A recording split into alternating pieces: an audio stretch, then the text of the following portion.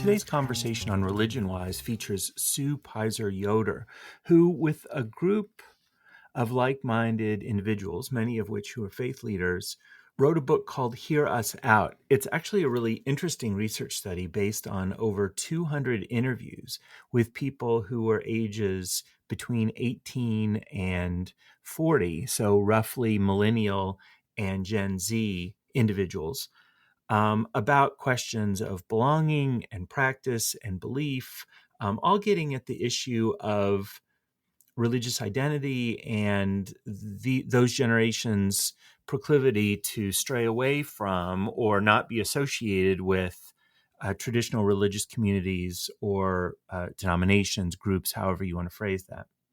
Being a college educator myself, I'm surrounded. It is the occupational hazard of being around 18 to 22-year-olds a lot. And so this is a really interesting conversation for me because we both notice a very similar kind of a trend, although Dr. Pizor Yoder, from the perspective of a faith leader, someone who's really interested in guiding, shepherding a community and making that as healthy as she can, and my perspective as an educator, where I don't deal with students vis-a-vis their own religious or spiritual identities, but the way that they present in classrooms and the way that they think about religious identity, religious community is something certainly that impacts my work. I encourage you, if you're interested in this conversation, to follow up by getting the book and thinking about some of these individuals' interviews and conversations that they had with the team that produced the book. There are a lot of fruitful conversations, some of which we begin to have here, but there are others certainly we could have. And one, for example, that we start to talk about here that I think we can delve into more is the distinction between the issue of church attendance, community involvement from a religious or spiritual landscape, and the issue of joining and membership writ large.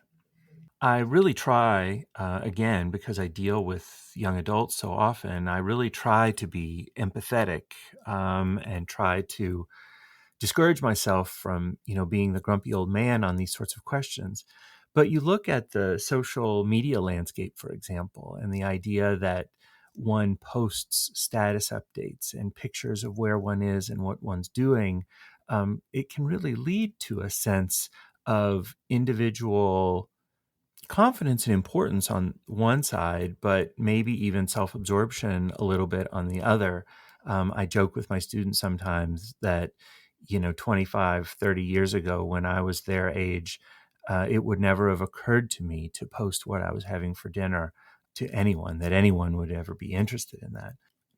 But thinking about that sort of as a microcosm of something larger, the way that one thinks about oneself as an individual actor, that one's choices are important and determinative of one's future, it stands to reason that group dynamics, membership in things larger than yourself, and that could be social clubs, political parties, organizations of any kind, not just religious organizations, but that those things might take a hit if the headwinds continued insistence of our culture that the individual is the most important sort of building block, or that individualism is the most important goal, right? That is what freedom is about.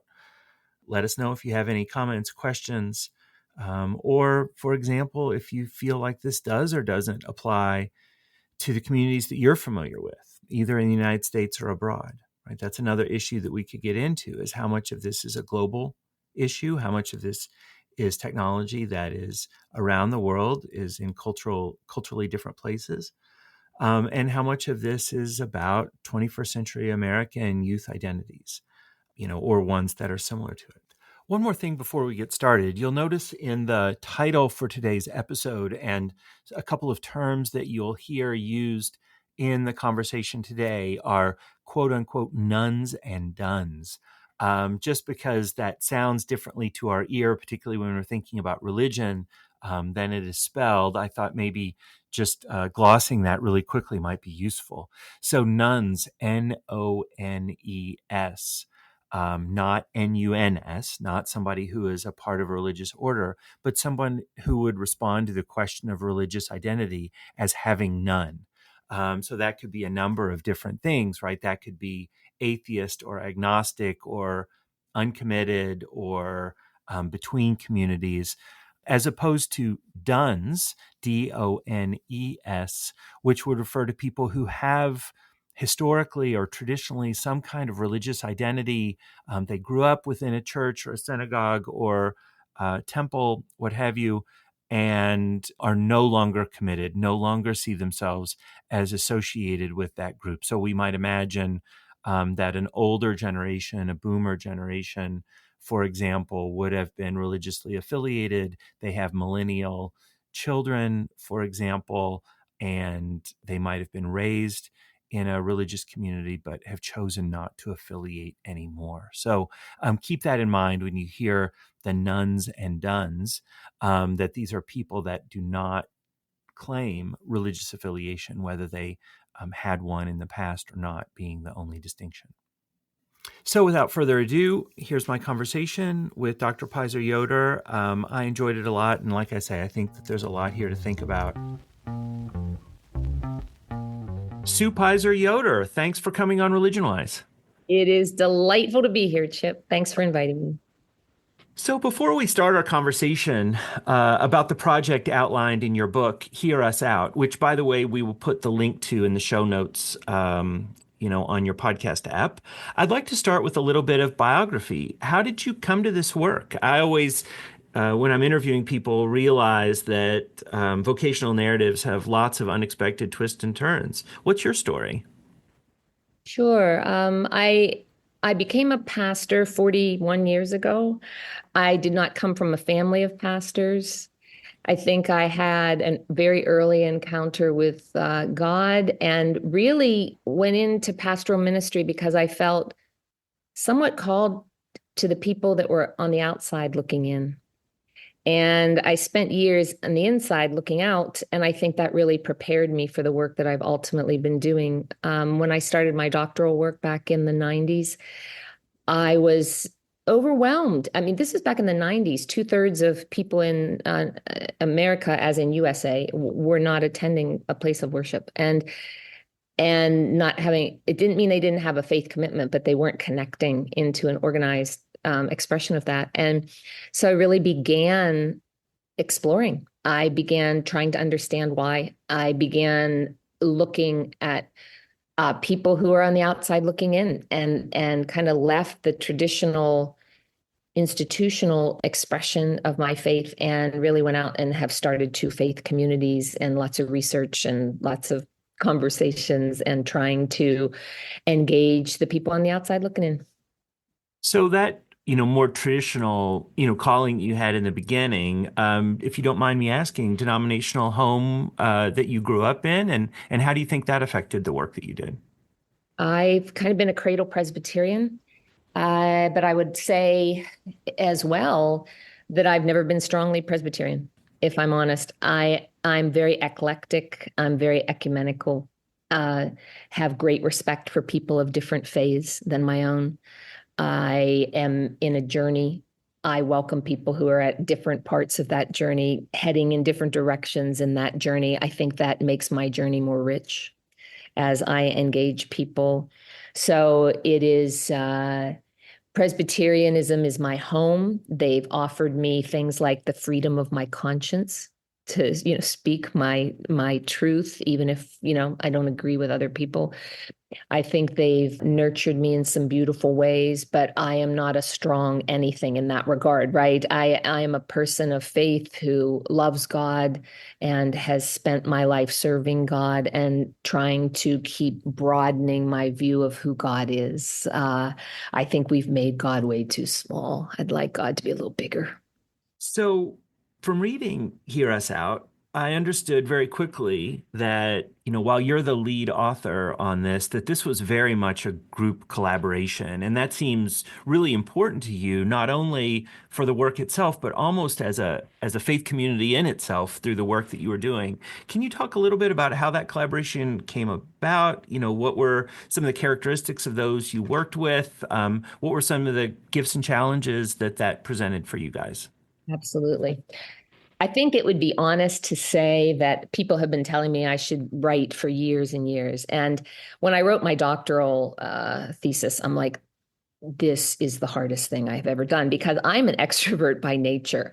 I come to conclusions in community. I like to hear all different perspectives on things. And so when I decided to apply for this grant through Louisville Institute, which is the grant that started this whole process, I really looked at it and I said, I want to surround myself with a group of people who don't think like me. And so I asked people of different denominations. I asked people of different ages, stages. I wanted this variety of people, and I wanted to work collaboratively and collegially as we researched and did this work for a number of reasons. Number one, that's the preferred style of the people that we were researching. I mean, they love collaboration. They work better together than previous generations in a lot of ways. They don't like hierarchical kinds of anything. They really prefer, collaboration. And so that style of leadership works for me. I think it makes a richer process when you have a lot of different perspectives. And what was fascinating was when we were going to write this book, we didn't, the Fortress came to us and said, we hear you're doing this research. We want your book. So we did not pursue other publishing companies because it's a pain in the tush and it was just easier. They wanted our book. But when she said, how many authors? I said 8. She says, oh my, we've not done that before. She said, and she had just retired in the middle of our writing. So she'd been doing this a long time. She said, we have a hard time when 2 writers try to write a book together. She said, let alone 8. And I said, well, we like each other. Not only do we like each other, we're all open, we're all curious, we're all committed. None of us is money the driving force behind this, but we want to write this to serve faith communities. They are all people who listen well. And I figured that those all would be attributes that would help us in the writing of this book. And in fact, they did. I don't think there was ever a sharp word, anything. We just worked together like hand in glove. We collaborated beautifully together. We did not agree often, but that was the beauty of it. Like we would bring in all these different perspectives and different viewpoints and different ways of thinking about this because people were representing a variety of traditions, a variety of many things. And so it really became, in my opinion, a strength of the book. I think maybe profound for some people, it was a weakness in that every chapter was written by different people. So you get, this constant kind of shift of writing style. Right, which might have been a little confusing to the reader. I don't know. We haven't gotten that feedback yet, but certainly in terms of the richness of collaboration, I think that was a benefit overall. So the problem that you're trying to tackle is maybe most easily expressed as a shift in generational priorities, maybe we could say, between millennials and Gen Z. And we'll talk about each of those groups a little bit later in turn. But the basic premise that these younger generations are less satisfied with institutional religion or organized religious community, seems to be what you're really after. Can you talk about that premise? I mean, how did your group come to this? So on the one hand, I think it's a commonplace. It's something that you and I, have talked about in the past. It's something that comes up on the media, right? Is this something that is sort of born out of your personal experience? Is it, something that religious institutions are dealing with in a more public way? Like, how did you come to the premise and how do you define it? I would say that was multi-fold. There's many answers to that question. One is, I think all you have to do is look at most congregations, they're shrinking and wrinkling. That's pretty obvious to most of us. I think the work of Phyllis Tickle, who talks about every 500 years, there's a need for a grand rummage sale, right? We have the birth of Jesus, and then 500 years later, the fall of Rome, and 500 years later, the Great Schism between the Roman Catholic and Eastern Orthodox churches, and then 500 years later, the Reformation. And 500 years later, we find ourselves in a technological whirlwind. I mean, technology has shaped, not unlike the printing press shaped the Reformation, the World Wide Web, the different methods of communicating today, and which my doctoral project was about, that has had huge, huge effect on us as a culture. Change is the only thing that we have constant anymore. And so this rummage sale has been happening for a while. I think it was solidified for me in the work I did back in the 90s for my doctoral work, really solidified by forming two communities that were meant to reach people who weren't going to organize, institutional expressions of religion. And then my own kids.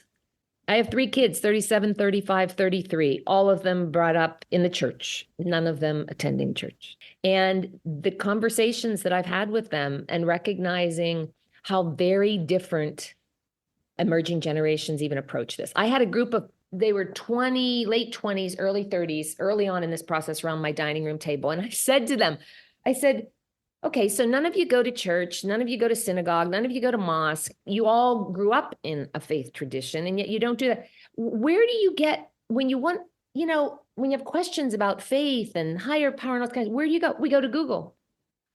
That was fascinating, right? Like, Google, what is God? Google, what is the purpose of life? And what was fascinating to me about that was that they go to Google because they think of religion as something that answers questions, which is fascinating to me because I never thought of the church as a place to go to have my questions answered. I thought of church as the place to go to explore mystery, to explore community, to explore the unknown, to raise my questions and my doubts, where they see it as, and I understand why, because lots of churches, it's right, like you ask the question, they give you the answer. I've got a question, here's what you do, all right? And it's not really a conversation or a dialogue for many. And so that was fascinating to me. And so I think these, a lot of these things are the things that influenced my decision to really delve deep. So you mentioned some of those informants, and this, when people read this book, they will realize that this is the backbone of the project, right? Or these conversations. And you relied on the voices of dozens and dozens, if not more than that, of interviews. Can you talk a little bit about that process, about who you selected to talk to, what that group looked like, what the standard interview format looked like, all of those sorts of nuts and bolts issues? Sure. So there were 8 of us doing the interviewing. I will say I did over half of the interviews, so I have a pretty good handle on them. But what really happened was all of us put kind of on our social media posts, we're looking for people under age 40 who are nuns and duns, and we're interviewing them in a short interview process. If you'd be willing to be interviewed, contact us. And so that's where it began. And each of us, got some people. Then what would happen if I was interviewing you at the end of the interview, I would say, we are continuing to look for people. We want to interview a minimum of 200. We interviewed 225 people who are nuns and duns under age 40. I think at the time it was under age 38, but now it'll be under age 40. Under age 40 and over 18, because we didn't want to deal with the legal liability of people under 18. And if you know somebody, but we don't want to interview more people like you because we already have your perspective. Think of your friends and think of friends of yours who are nuns and duns, but who don't have your same cultural heritage or experience or, sexual preference, orientation, whatever. Think of people different. And then they referred people to us. So the people that I started interviewing with were people I knew. They were Facebook friends or friends of my kids, a lot of them, etc. But then it went deeper and deeper. So we own in the book that the majority of them, not all, but certainly over 50% were Lehigh Valley people. And we talk about in the book, Lehigh Valley as kind of anywhere USA. We talk about the commonalities that the Lehigh Valley has. It's split politically, it's split religiously, it's split in a lot of ways. And so it represents a very kind of average city. It's not on the extremes, it's kind of in the center. And so we talk about that in the book, but Yeah, it was a representative grouping of people that were beyond exciting to interview. In the interview process, we did not want to ask our questions through religious language. So we worked really hard to create language that was invitational to we call them our conversation partners, the people that we interviewed.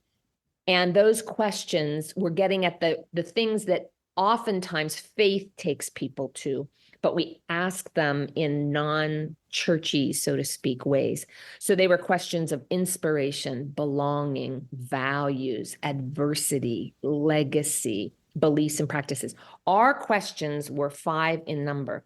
The 6th question came after each person I interviewed. I would say to them, thanks. And also, wait a minute, this can't be done. I want to tell you why I'm a nun or done. They brought it up. So then we added the question of belief and practice, and we told every interviewee that this was their question that they wanted to answer. Now, what was fascinating about this was we were going to do these in groupings and hang out at coffee shops and well, the pandemic hit.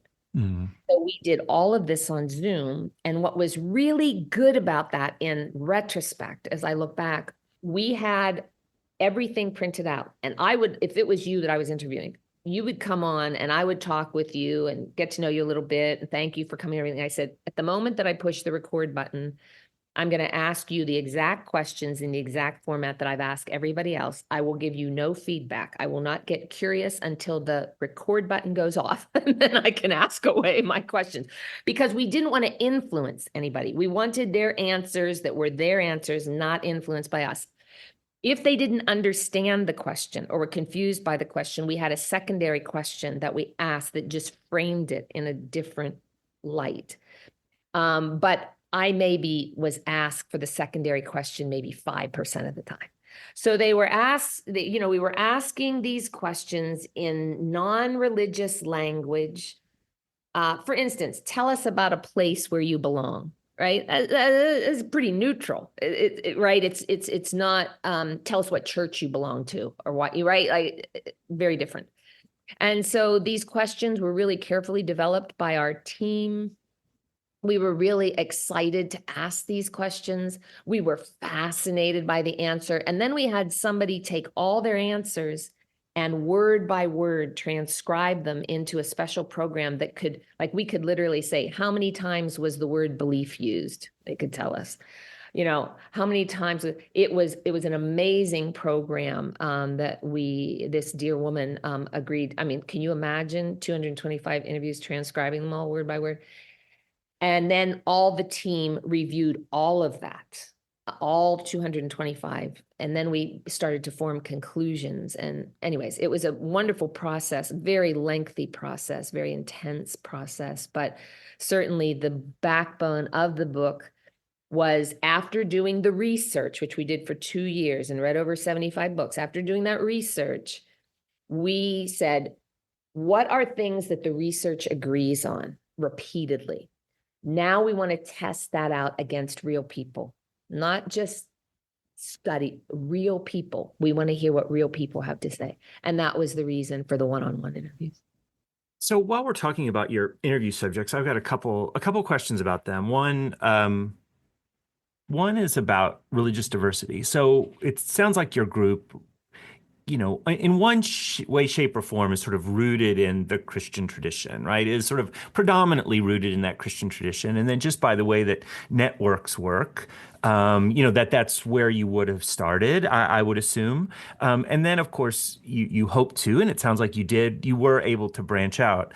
Can you talk a little bit about, the scope of your study and how much you think it is thinking about sort of liberal Protestantism or a certain kind of progressive, educated, middle or upper middle class, or is this wider? And one of the reasons I ask, I was at a Sikh Gurdwara a few weeks ago and was talking to somebody who was second No, she was first generation actually, and her kids then were second generation in the. And she was talking about, yeah, they never come here, right? So, it's interesting to think about how the dynamics of an immigrant community, for example, more recent immigrant community would be different. But then on the other hand, that some of those generational challenges are going to be really similar as well. So how do you think religious diversity plays into your study and the data you collected? Sure, great question. I think we were hoping for a little more diversity than we got. We did interview agnostics, atheists, Jews, Muslims. I mean, there were people in there. We had a fairly accurate to our population in general across the United States representation of the LGBTQIA community. We had people from the military. We had people who were immigrants. We did have a smattering of a lot of groups of people that were represented.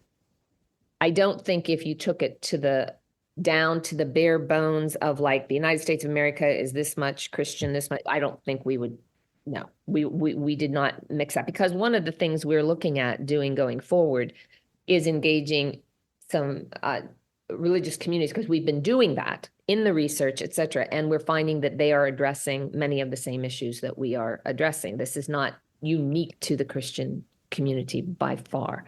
Nor is it, as many people think, oh, it's just the liberal progressive denomination that's dying. No, no, no. Look at Willow Creek, evangelical, conservative, Christian, 24,000, now 7,000.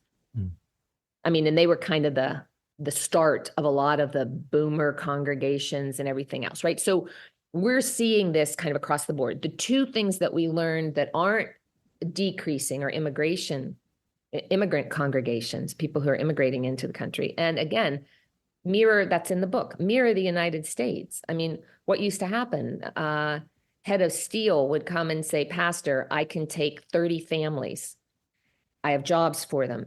And so pastor would write back to the homeland, 30 families would come over. And the first thing they did was establish a faith community, because that was their one place where everybody knew the same language, everyone had the same traditions, they had the same customs, and it was a match, hatch, dispatch kind of place, right? It's where people found each other, married, had their babies, buried one another. I mean, they were doing the work of life together in a community that kind of understood them and knew them. Okay, what happens over time?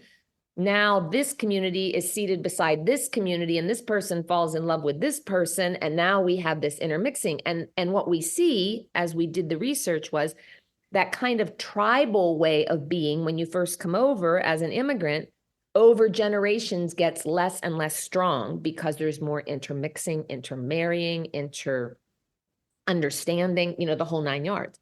And I think we certainly found this to be true. The people who were questioning their faith, certainly, and considering themselves nuns and nuns, were still in immigrant communities, the ones that were still connected, because that's where they had community. Mm-hmm. But what's also fascinating about that, in our opinion, is that because of the pandemic and then the work we did after that, we got a new category: nuns, duns, and ums. And the ums are the people who are like, I'm not sure if I'm going back. That mattered to me, but boy, in the pandemic, it didn't matter to me as much as I thought it mattered to me. And so there was this big shrinkage, right, of people going back. And then we started having conversations with a lot of people that are in faith communities to discover that a lot of them have a lot of questions about their faith tradition. They are there more for the community often than the theology, which we found fascinating, right? So I think you have emerging generations coming up saying, I don't need that. It's not really important to me. I don't even think about it, is what we heard a lot. I don't even think about faith. I don't even think about these issues. But yet, at the same time, we had so many people say, thank you for these questions. I haven't thought about these things, and these things matter, and I should think about these things, which is, again, fascinating, right? But at the same time, where many of us found community in our faith tradition and in our faith community, right? They are not finding it there But what was really sad to us is they're not finding it anywhere. Some of them are finding it in their family of origin. A few of them find it like in college or maybe in their office. But 10% said they belong nowhere. 10%, nowhere where they belong. And most of them didn't have many places where they feel like they belong, which is, okay, let's hold that intention with suicide, depression, and anxiety rates are the highest they've ever been among these two generations, way higher than previous generations. So where many of us, when things go bad, when life gets tough, when difficult chapter, when we're having problems with this person, our community of faith was a place that could help us, instruct us, support us, encourage us, right? Well, when you don't have that, a big temptation is to become more self-isolated, right? That, like, don't hurt me. I'm just not going to engage. And then we had people, a large part of the people, the number one answer was that their primary place of belonging was their family of origin until the family finds out they're in the LGBTQIA community and they don't accept that and they push them out, for instance. Some are very welcoming, but others were just completely pushed out and they had to create a community. And that was hard for them. And so I think, yeah, there's a lot going on there, right? So we have this conversation, as I would say to my students, the discursive strand we tend to have here is about religion. But I think back to my own family history a few generations back, and there were proud members of the Lions Club or Rotary or bowling leagues even, or which I'll bring up a little later too. So I'm wondering, is this a religious question or is this a belonging question more generally? Like the turn of phrase we use is I'm a card carrying member of X. And I think your generation and my generation probably are more card carrying members than these millennials and Z, whether that be political party even, right? That there's so many things that this group doesn't want to belong to or commit to. I mean, how is this a religious issue and how is this just a larger issue of sort of institutional forms of all kinds? I think it's both and, not either or. Certainly, they're not joiners. Certainly, they have given up on our political situation by and large. They are, if we heard it once, we heard it 100 times. They are very, very tired of religion and political party being connected. They think the two should be, extremely separated. They are, I think, generations that aren't joiners. So that includes membership in a church as much as Lions or Masons or, whatever. They're just not joiners. And their commitments are, it's interesting. Like, we have generations of people who have in the church, say, tithed or given greatly. Here, in these generations, they might give like it's a once and done on a GoFundMe page, right? It's not like they're not committing, oh, I'm going to give you $100 a month. And it's just not going to happen for most of them. And then churches, synagogues, mosques don't help that in large part because they pass a plate down. They don't carry cash. Give me the Venmo number. Give me the code. So that's a whole different way of communicating, for one thing, and joining. The other thing is they don't have a lot of time in some ways. They're both working, if it's a couple, and trying to raise a family and trying to work multiple jobs because their student loan debt is so out of control that they're paying what we paid in a mortgage in student loan debt and then a mortgage, so they've got those kinds of issues on top of it.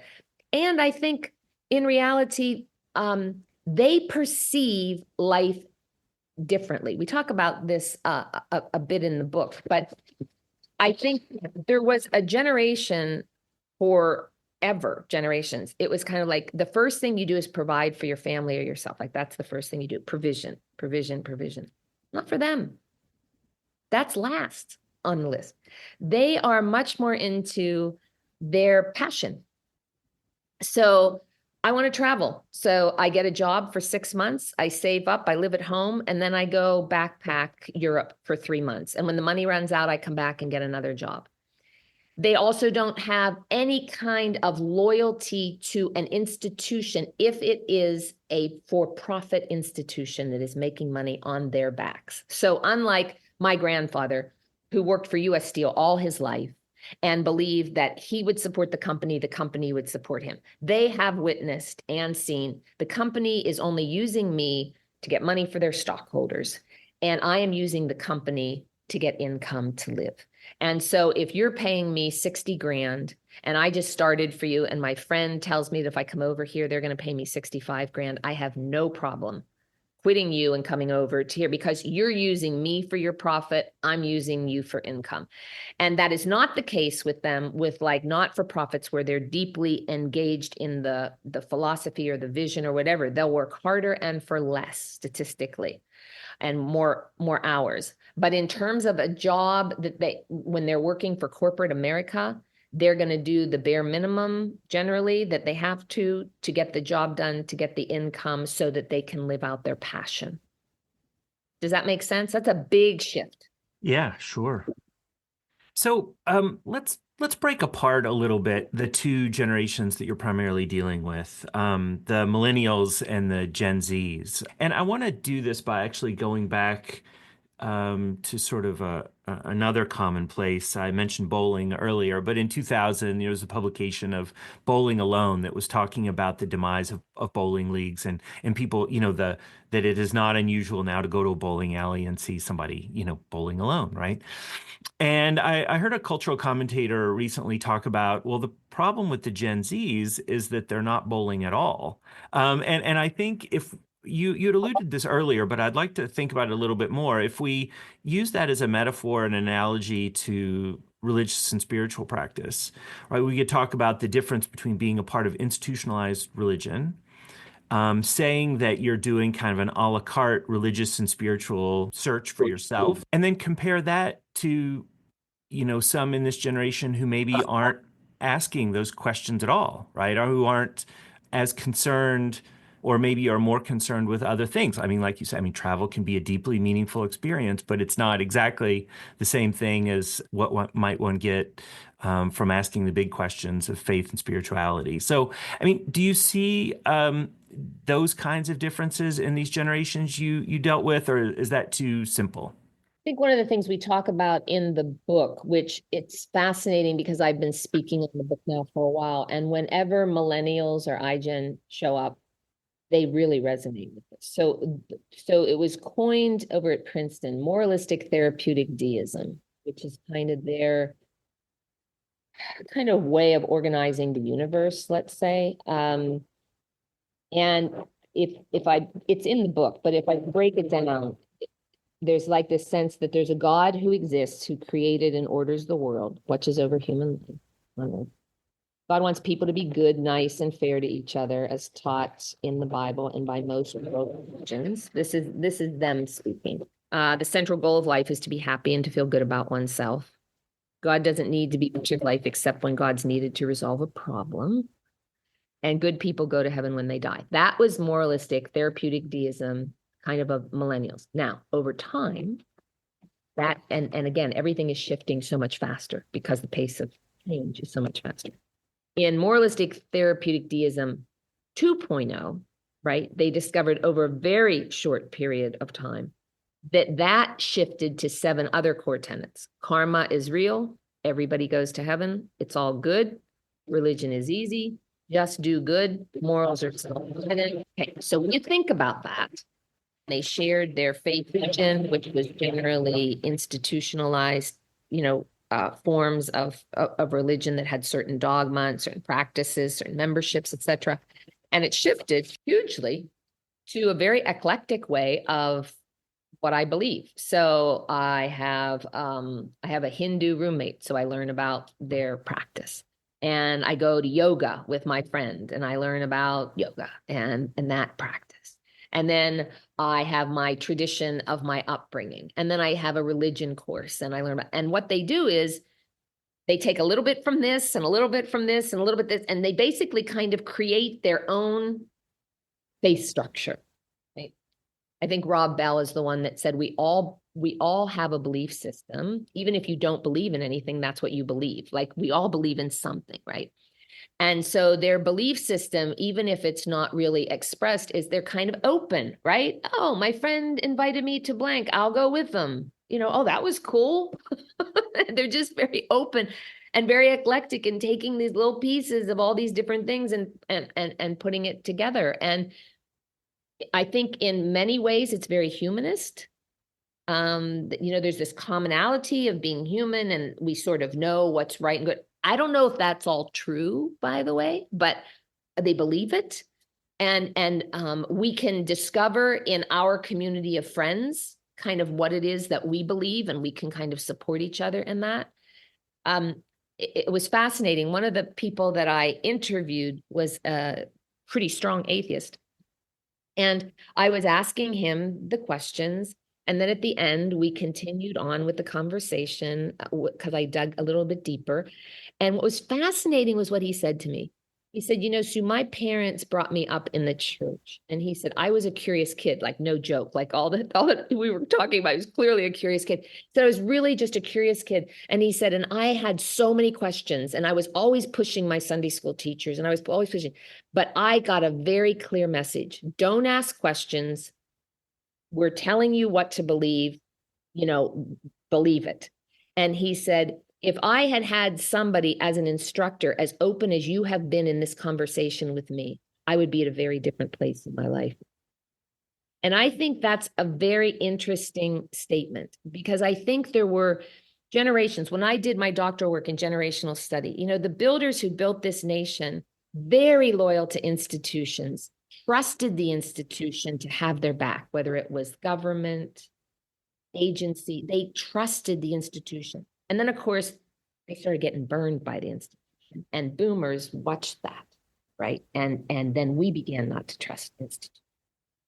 But they were people who really trusted the institution. And so when the pastor said something, the priest said something, the rabbi said something, it was a generation of people who really respected authorities, right? And that has all shifted. Hugely, that has shifted. Because a lot of those authorities were found doing really inappropriate things, again, which they have watched, abscond with funds, have sexual impropriety. I mean, the list is long. And so these generations, you're not going to be given trust. You're going to earn trust, right? So if I'm a religious leader, I'm not automatically afforded that authority, that trust, that, right? I have to earn it. And I have to be perceived by the person that I'm talking with as genuine and honest and trustworthy and real. And if that doesn't happen, you're kind of written off and they're not going to give you the time of day. Think of how different that is from the builders who built this nation. So right there, you're seeing just a huge divide. And so this kid that's the atheist, right? He's coming and saying, man, if people had let me wonder and be curious and deal with the very real and good and healthy questions that he had as a kid, he would be at a very different place in considering a higher power, a God, whatever we're going to call that, versus somebody who said, no. This is what it's like putting God in a box, right? This is what God looks like. This is how God acts. This is who God is. Believe it or get out. Like that is, and I'm being very unkind to some people who were the exact opposite of that. But I think there was enough in the church, enough in the synagogue, enough that said, this is what we believe, right? This is our dogma. These are the things that we hold true. Do not veer from them. There was enough of that for some generations who have been like now the World Wide Web, right? It's not a parochial view of life anymore. It's a global view of life. Not everybody thinks like me. Not everybody acts like me. Not everybody has a family like mine. Not everybody has a name that sounds like mine, right? Not everybody's skin color is very different than those of us who grew up in a very parochial way, where we often grew up pretty cookie cutter, looking the same, acting the same, thinking the same. Very different world. So you put all these things together and you can begin to understand how they landed where they've landed, if that makes sense. Yeah. I want to go back to your original premise for a second and play devil's advocate a little bit around the idea of the sort of uh, wholesale is a too big of a word, but this rejection of these institutional groups. Um, and because I think there are people out there who are going to think, well, wait a minute, there's that church down the street, and they're packing them in, every Sunday, or I'm a part of a thriving religious community, and maybe I want to add just a little bit of color to this from an anecdote from some of the field trips I do to local Christian congregations, and see what you think about this. So we go to the local Presbyterian church, big, old, thriving Presbyterian church, but not as thriving as it once was. And I always make sure to ask in front of the students, right, what's your membership? And they'll say, oh, our membership is 2,000 or something like that. And I'll say, well, what is your average attendance on Sundays? And they'll say, oh, we do well. We get about 400. You go down to the local evangelical community and you say, big sort of mega church, and you say, what's your membership? And they say, oh, we don't have a big membership. I mean, we maybe have 800 members. And you say, well, what's your average Sunday attendance? And we say, oh, we do 5 or 6,000, right? So that dynamic between membership and attendance is sort of inverted. And, thinking about that, like statistically, and thinking about the data of that, right? Like on the whole, you end up with a more thriving community that has smaller membership, but maybe is packing them in more, is meeting the religious and spiritual needs of more people.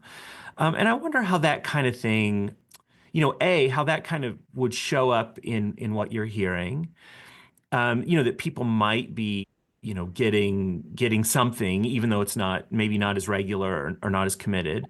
And then on the other hand, just the idea that there are communities that are like, is there some magic that the communities that are thriving are doing right, right? Or because as it turns out, some of the thriving communities are the ones that are sort of more restrictive, theologically, doctrinally, practically, than some of the ones that are graying and dying. Some people might not like this answer that I would give to this, but I'll be a little controversial here.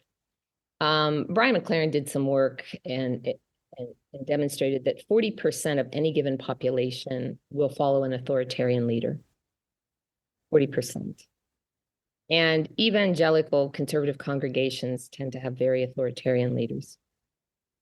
And so if there is a part of a population that needs an authoritarian leader, in other words, the kind of pastor kind of replaces the parents, right? If the parents were authoritarian leaders, the pastor kind of replaces that authoritarian leadership. I think the real challenge for people is that authoritarianism is basically built on guilt, fear, and shame. And so, if you don't come, you're going to hell.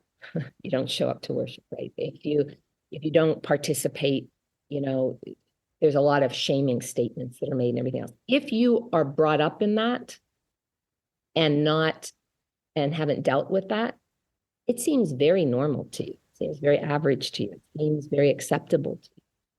I think what we have in emerging generations is we have generations who are more willing and open to dealing with mental health issues than any previous generation. And so they are learning a lot about their families of origin, shame-oriented families, addictive family systems, all this kind of stuff. And they are running from that stuff. And what's fascinating is the people in the ministries that I'm working in right now that are appealing to these folks.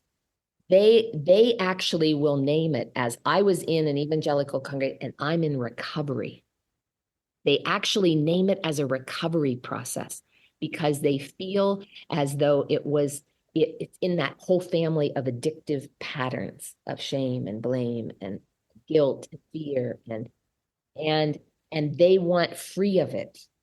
And they're having a hard time finding faith communities that are thriving, that are free of it. And so I think part of the reason for the work that I've been doing and the listening that I've been doing is how do we shape faith communities that are healthy that aren't based on authoritarian leadership, when they're looking for collaborative leadership, where they want their voices to be heard, not shunned, or if you're a woman, put in its place, men are allowed authority, da da da da da. How do we begin to form those? How do we begin to engage those conversations? How do we begin to empower them in a process of faith exploration?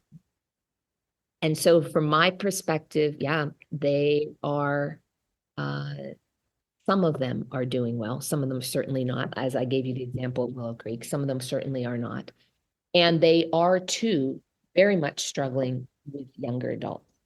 Now, some of them manage to bring in a young adult population because, again, it becomes a place to hatch and match. Like there are people who are going there because they don't want to pick up somebody at a bar. They'd rather pick somebody up at a church or a synagogue, right? And that's kind of a different deal. Um, and they put them in small groups where the small groups can kind of do their own thing, which is very invitational. So I think there's some ways that they're managing around that, but it is certainly not all that it's cracked up to be, because I deal with a lot of the people who've been there and are really angry, are really in a process of recovery, are really in a place where that was abusive. So again, I realize that's controversial, and there are some people who would clearly take me on that. That's okay. Hey, you're the author. It's okay. You can be controversial. So I'm going to ask you now, to go maybe a little more on a limb. I'm going to ask you for your diagnosis and prognosis, for one thing in particular, that, when I was first picked up your book and started reading it, there was something that sort of struck me and I think is really important, that you were talking about where are people seeking these big answers, right? The community, right? The meaning of life, right? What happens after all of those sorts of things.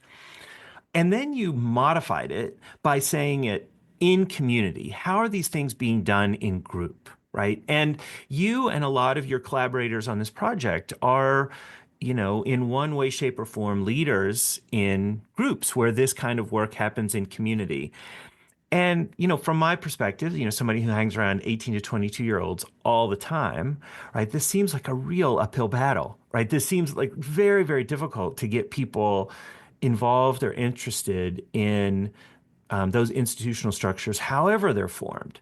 So, what is your diagnosis and prognosis for the kinds of religious communities that that you and your group kind of represent or connected to? I mean, do you see in half a generation, do you see a world reborn where religious community starts to be more attractive to these generations again? Or I don't know. It's very hard for me to see around the corner on this one. Yeah, I don't know how prophetic I'm going to be in this, but I will say this. I think parts of the church, fairly large parts of the church, are going to need to die and be reborn. That is pretty crystal clear to me. When I talk to aging congregations and kind of share kind of where these emerging generations are, so many of them will say, I wish I had the energy that it's going to take to do this, but I don't. And that's kind of the bottom line for them. So their doors are going to be shutting, and many have already shut. Right. And I think where, like, for boomers, bigger was better. We built these huge churches, these mega churches. I worked in them. I mean, huge churches with tons of programming and tons of the best and the best of everything and blah, blah, blah. Well, these generations aren't really there. They would prefer to have, half dozen people in a living room sitting around talking. So it's going to look very different. And more than any other generation on record, they are open to be mentored by older generations. And I think we really have to hear that. But what they mean by mentoring isn't like the old apprenticeship where I know I'm here to pass on my rich knowledge to you who are a sponge and take it all in. The kind of mentorship they want is, again, it's very consistent with who they are, a mutual relationship where if I'm, which I do with a lot of people, I'm learning from them and they're learning from me. We are both giving to the relationship. We are both investing in the relationship. We both have something to offer. It's not I'm up here as the older mentor and they're down here, right? It's on an equal playing field. And so I think if there's ever been a time in history where if we want to pass on faith, it's going out to, not expecting them to come in. You know, the old methods of, okay, we're just going to tweak this and tweak that and everybody's going to come. They're gone. They're done. You know, putting up a screen and bringing guitars into the sanctuary is not going to do it. It's a matter of going out and engaging young adults and having conversations with them and getting to know them and finding out what it is they're looking for and how can we support them in that, which is a very different model than in the United States we have used in many recent decades because people have always come. So we haven't had to go, right? And again, it's not going for the purpose of conversion, which is about the biggest turnoff possible to emerging generations. It's about going and hanging out, and life presents theology in every aspect, right? I don't know how to do this anymore. I don't know what I should, I don't know how to forgive this person. They really hurt me. I mean, it presents itself in relationship. And certainly in the ministry that I do now, I bring people together around a common interest. And then we start gathering around that common interest, and that common interest turns into many theological conversations. But it's grassroots. Right? It comes about in a much different way than a formal organization and with lots of formal rules and lots of formal dogma and lots of right. It's much more natural, organic, so to speak. The interesting thing for me about emerging generations is how comfortable they are with mystery, how curious they are as learners in many ways, but not in the ways that people have traditionally done that, which is fascinating to me. I'm fascinated by these emerging generations because you get them to your house for a pizza and a beer, they'll stay all night. Like literally getting them there. Now that's a challenge. That's a challenge because they say they'll show up until they don't. Mm-hmm. They're very last minute. They're very, better offer doesn't come, whatever. Yes. That part of it is tough. But I do believe that parts of the church are going to need to die in order for the new to be. So where I always like to end these conversations, being cognizant of my own myopia here, is what have I not asked you about that you think is really important? Like, what is there some angle, some aspect of either your work or the results or the work to come, that we've been neglecting that you think needs to be given a special shout out to? I think the greatest deterrent to being creative in looking at what's actually happening is the level of denial. And I don't know that I've said that.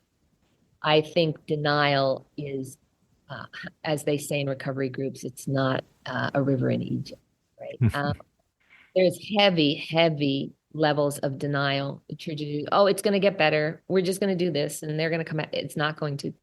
And so there is this sense in which I think we need more pioneers. There was a book written, Canoeing the Mountain, by Todd Bolsinger, and he talks about leadership styles going forward. And it's a book on Lewis and Clark going across the nation, and they think they're going to hit the water, and they hit the mountain. And what do? Do they go back? Do they go forward? Do they get rid of the canoes and start to get hiking gear? Who do they now partner with? Because they don't know how to do mountain climbing, so they get Sacagawea. Anyways, it's a story of leadership strategy and how our leadership strategies right now have to shift. And we have to address what really is instead of what we want to be, if that makes sense. Where are we really? Where are emerging generations really? And the statistics are very clear. In the graduating class, I think it was 2000, don't quote me on this, I think it was 2023 or 22. When asked what was their religious preference, the number one overwhelming answer was agnostic. So we have generations emerging that they're just not sure. It's not something some of them have even thought about because they weren't brought up in families where you practiced a religious tradition. So they don't practice it. They have curiosity. They have questions. But again, we've got to engage those and not be threatened by those.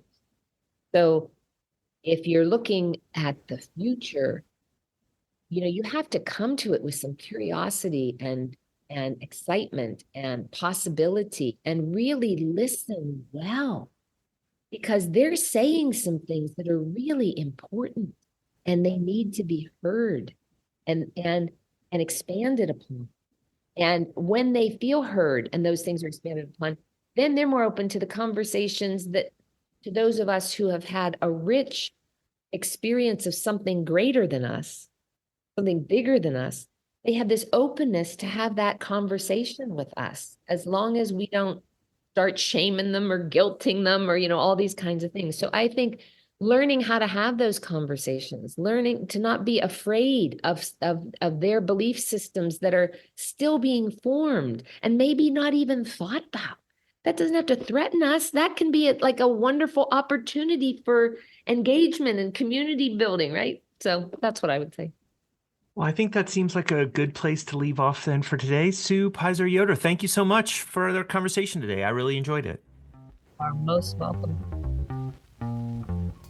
This has been Religion Wise, a podcast produced by the Institute for Religious and Cultural Understanding of Muhlenberg College.